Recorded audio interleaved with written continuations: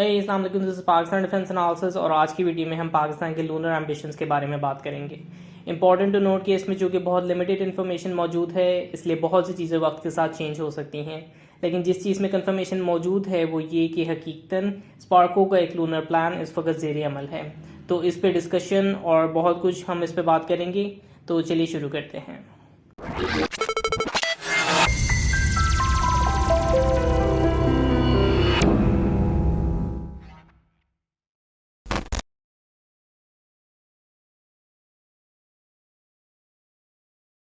थोड़ी सी तारीख की बात करें तो ऐसा कोई मरहला नहीं रहा है जहां पे पाकिस्तान के इंडिजिनस लूनर प्लान्स कभी सामने आए हों।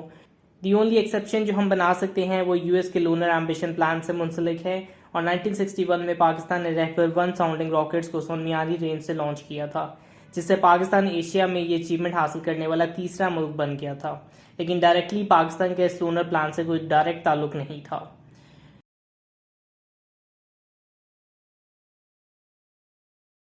जैसे मैंने बताया कि 1961 के बाद ऐसा कोई प्लान नहीं सामने आया जो कि पाकिस्तान या स्पार्को के लूनर एम्बिशंस को जाहिर करे। इसलिए इंटरनेशनल लूनर रिसर्च स्टेशन में पाकिस्तान की मौजूदगी जो है ये एक इसका वाज़ेह सबूत हो सकता है। स्पेशली चूंकि अगर आप स्पार्को के इंस्टाग्राम या क्वेश्चन आंसर सेशंस को फॉलो करें तो आई थिंक पहली बार शायद इस चीज़ के हिंट्स जो हैं स्पार्को की जानिब से दिए गए हैं कि दर हकीकत पाकिस्तान के ना सिर्फ लूनर एम्बिशंस मौजूद हैं बल्कि इसके साथ जो है लॉन्च पैड्स की तैयारी में भी काम हो रहा है। एक रीसेंट क्वेश्चन आंसर सेशन में जो कि स्पार्को ने इंस्टाग्राम पे होल्ड किया था, उसके मुताबिक SUPARCO with the help of Pakistan air force and in collaboration with CNSA यानी चाइनीज स्पेस एजेंसी और यूएईएसए यानी United Arab Emirates space agency के साथ एक स्पेस लॉन्च पैड की तैयारी के मराहिल में है। इससे हम यह खस कर सकते हैं कि किसी लेवल पे एक सैटेलाइट लॉन्च व्हीकल की तैयारी भी टनल लाइन में मौजूद हो सकती है। माजी में जब पाकिस्तान ने तकरीबन 200 के करीब साउंडिंग रॉकेट्स फायर किए थे तो उस वक्त पे सोनमियाली लॉन्च पैड के करीब तमाम स्पेस प्रोग्राम के रिलेटेड इंफ्रास्ट्रक्चर मौजूद था, जिसकी वजह से इतनी बड़ी अचीवमेंट जो है हासिल की गई थी। लेकिन ऑब्वियसली वो तमाम इक्विपमेंट ना सिर्फ अब ऑब्सोलीट हो चुकी होगी बल्कि शायद उसे सही तरीके से प्रिजर्व भी ना किया गया हो।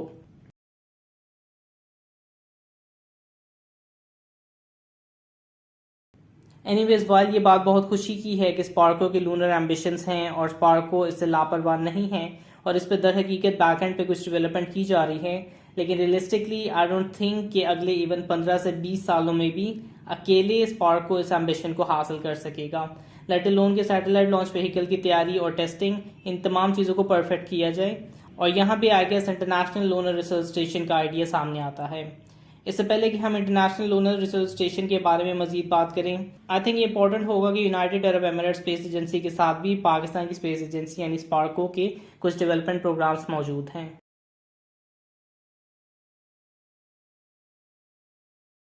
इसे आप कोलैबोरेशन कहें या को डेवलपमेंट जो भी है, लेकिन गालबन कुछ अर्सा पहले इसी के हवाले से एक न्यूज़ में यूएई और पाकिस्तान के दरमियान स्पेस में कोलैबोरेशन के हवाले से चंद चीज़ें मेंशन की गई थी। बैक इन मार्च 2019 यूएई के साथ सैटेलाइट मैन्युफैक्चरिंग और रेलिवेंट एप्लीकेशन पे काम करने के हवाले से बात की गई थी।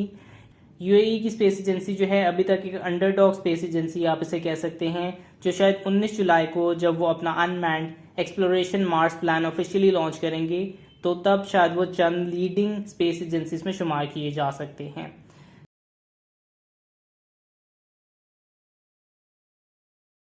नाउ रिगार्डिंग इस इंटरनेशनल लूनर रिसर्च स्टेशन की बात कर रहे थे तो आई फील कि ये एक परफेक्ट अपॉर्चुनिटी हो सकती है पाकिस्तान के स्पेस प्रोग्राम को बिल्ड करने के लिए। ये प्रोग्राम इतना करीब भी नहीं है कि अगले साल इसको लॉन्च किया जाएगा और पाकिस्तान को रिसर्च एंड डेवलपमेंट में कुछ भी ना हासिल हो सके, और ना ही इतना दूर है कि हमें 2045 या 2050 तक पाकिस्तान के लूनर प्लान्स का इंतज़ार करना पड़े। बाय 2030 इस प्रोजेक्ट के नतीजे में Chang E6, E7, Chang E8 और लूनर 26, 27, 28 को चांद पर भेजा जाएगा। इसके साथ साथ रशियन सैटेलाइट्स भी इसी हवाले से भेजे जाएंगे, चूँकि ये रॉसकॉस्मोस और चाइनीज स्पेस एजेंसी का कोलैबोरेटिव प्रोजेक्ट है और इसके नतीजे में तमाम की तमाम टेक्नोलॉजी वेरिफिकेशन, टेक्नोलॉजिकल डेमोन्स्ट्रेटर की टेस्टिंग, इन चीज़ों को मेक श्योर बनाया जाएगा। और फिर फ्रॉम 2031 ऑनवर्ड्स पहली बार चाइनीज और रशियन खलाबाज चांद की सरफेस पर लैंड करने की कोशिश करेंगे।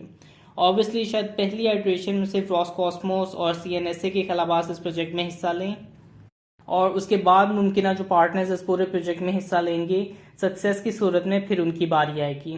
इस पूरे प्रोजेक्ट में चांद पे एक पूरा एक्सटेंसिव रिसर्च सेंटर तैयार किया जाएगा जो कि चांद की मुकम्मल एटमॉस्फेरिक कंडीशन, इसकी सरफेस, कोर, क्रस्ट, इन तमाम चीज़ों के ऊपर जो है रिसर्च करेगा। ना सिर्फ ये बल्कि जिन फैसिलिटीज़ की तैयारी जिनमें ground support, scientific facilities, transportation and operation facility, cislunar facility, इन तमाम चीज़ों में किसी कैपेसिटी में रोल जो है स्पार्को प्ले कर सकता है।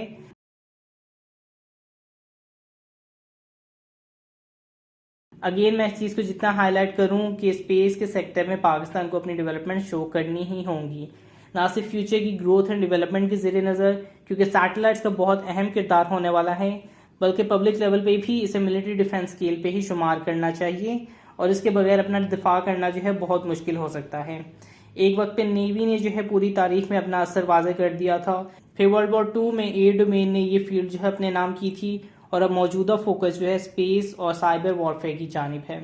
सो आई होप कि इस हवाले से इवन पब्लिक लेवल पे भी कुछ अवेयरनेस आएगी। आई अंडरस्टैंड कि ह्यूमन डेवलपमेंट पे कैपिटल सर्व होना चाहिए, लेकिन एक रीज़न है जिसकी वजह से हम अपना दिफा कर रहे हैं और उसी रीज़न में जो है स्पेस की डोमेन भी शामिल हो चुकी है।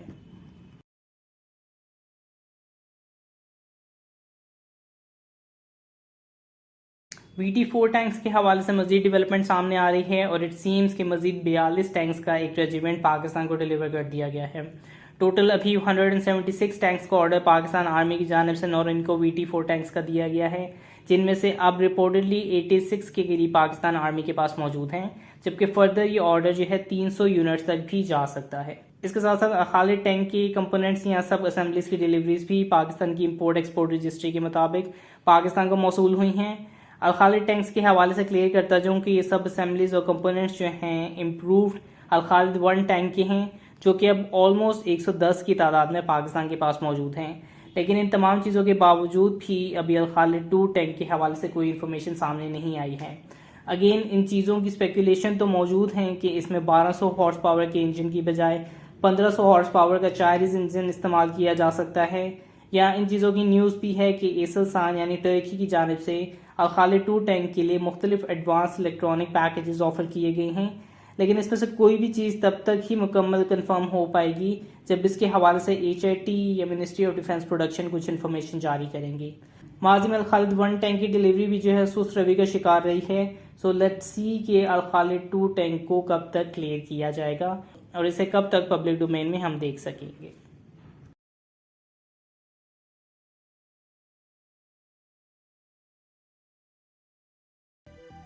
लाइक वीडियो सब्सक्राइब और अगर आपको कोई फीडबैक है तो उसे कमेंट बॉक्स में डालिए। तब तक के लिए पीस आउट, पाकिस्तान जिंदाबाद।